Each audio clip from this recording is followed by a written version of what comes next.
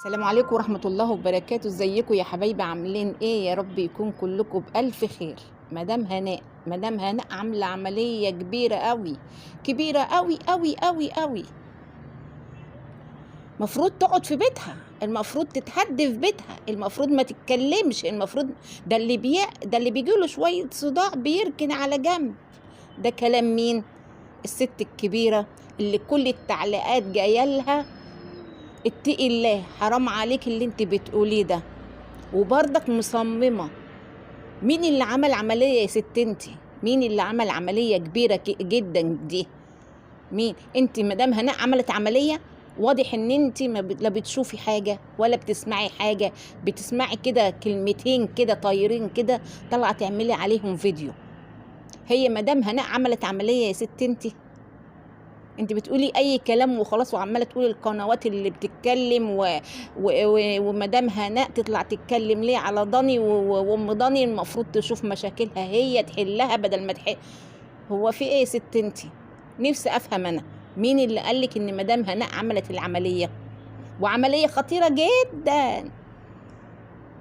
الست ما عملتش العمليه، والست طلعت من يعني ما عملتهاش خالص، ولسه واخده ميعاد في شهر 6.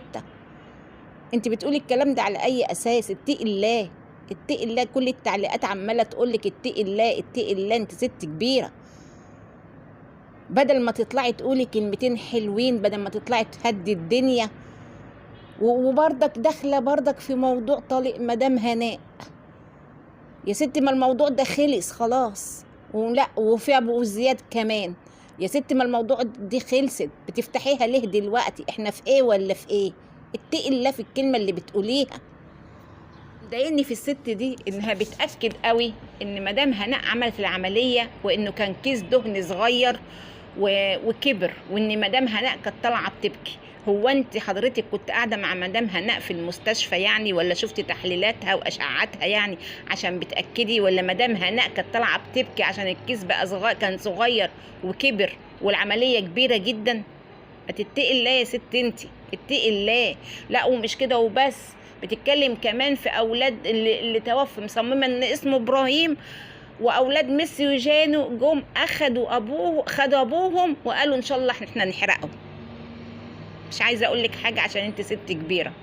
يلا يا بنات عشان ما اطولش عليكم الفيديو، ربنا يبارك فيك يا مدام هناء ويحفظك، وتعملي العمليه وتطلعي بألف سلامه وتوصلي مصر وتنوري الدنيا كلها يا مدام هناء. يلا يا بنات عشان ما اطولش الفيديو، اللي ما اشتركش في القناه يشترك ويفعل الجرس عشان يوصل له كل جديد من عندنا. مع ألف سلامه.